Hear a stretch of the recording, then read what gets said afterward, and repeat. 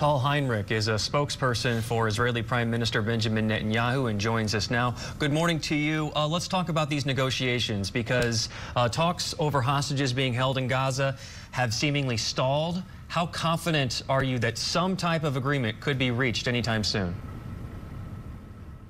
Good morning. Thank you for having me on at this hour. You see, we want our stolen people back.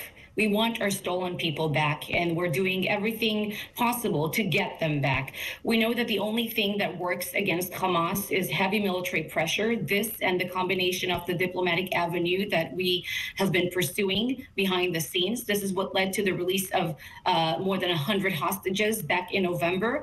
And this is exactly what we're doing now. We're continuing to crush them above the ground, under the ground, dismantle their command chains, their battalions, dismantle their terror infrastructure, and pursuing the diplomatic effort. Now, but the conditions that Hamas has presented so far were non-starters, as Secretary of State Antony Blinken referred to them, or delusional, as my Prime Minister referred to them. We have set very clear red lines for any potential deal to release the remaining 134 hostages. We said that we will not agree to release thousands of Palestinian terrorists in exchange. We said that we will not pull out our forces entirely from the Gaza Strip, because that would mean giving up on achieving the goals in a war that we didn't start and didn't want, goals of military objectives that are very, very legitimate.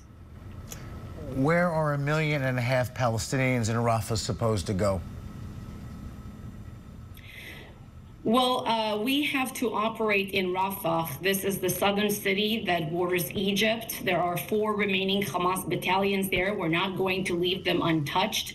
And my Prime Minister has ordered the military to prepare a plan for the evacuation of civilians from the fighting zones, because we don't want to see them getting caught in the crossfire. We've done this before when we operated in the north, when we operated in central Gaza, when we operated in Khan Yunis. There are parts in the northern parts of Rafah and elsewhere where civilians can go. These plans are being drawn up as we speak. And as you probably covered, I know that you know that a few days ago we went into Rafah and rescued 2 of our hostages in a very successful, precise operation with intelligence, and we're not going to give up our stolen people. And all the while, the bombardment of Gaza continues. 29,000 Palestinians killed in this war, according to the Hamas-run Gaza Health Ministry. One Palestinian who had to seek refuge in the south, in Rafah, is quoted in the New York Times saying, "It's been 4 months in which we've barely slept, eaten, showered, and there's constant bombardment. We're living in conditions, I'm sorry to say, that are barely better than those of animals." What's your message to that man?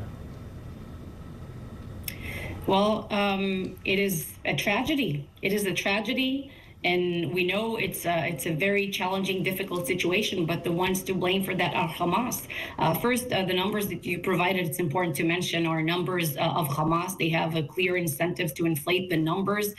We do not take these numbers at face value, obviously, because this is the terrorist organization that invaded our country on October 7th, raped, mutilated, butchered, burned entire families alive, and stole our children, stole our people. And everyone who was injured, killed since October 7th would have still been alive today. We have to remember, if it wasn't for Hamas. Now, this war could have been over if Hamas would have laid down their arms, surrendered, and released the hostages. We know that this is not the case. This is why we have to continue to hit them hard, because Israel has faced and is facing an existential genocidal threat. It's called Hamas, and we're not going to live next to this terrorist enclave any longer. We took this decision as a nation. We've done this for far too long, with tens of thousands of missiles raining on our communities, and for 16 years after October 7th, we say no more. No one doubts Israel's ability to eventually win this war. By all accounts, one of the most advanced militaries on the planet, despite the massive security breach and lack of intelligence that led to what we saw on October the 7th that happened on Prime Minister Netanyahu's watch. I'm wondering what the bigger issue, though, is what happens to Gaza when the military part of this is done. There are forces in the West, including the U.S., pushing for that two-state solution, which Joe Biden has pushed for, quite frankly, for decades. Netanyahu seems to think that is off the table, doesn't want it to be on the table. So once we get past the guys with guns and we get to the actual harder part of governance and a long-term plan for any semblance of peace, what is Israel willing to support? No one doubts your ability to kill. I'm wondering about your ability to govern and to invest in lasting peace. So first, in our view, a one-sided forced recognition of a Palestinian state would be an enormous prize for the terrorists who committed the October 7th massacre. And as you probably know, appeasing terrorists never panned out well throughout history. It is the view of our nation that any future settlement between us and the Palestinians should be achieved through negotiations, direct negotiations, without any preconditions. We've always said it, and in fact, we know a thing or two about making peace with our Arab neighbors because we've done this before. We are interested in expanding the circle of peace. It's the Palestinians who never, ever wanted to join it. And anyone talking about peace should ask themselves why.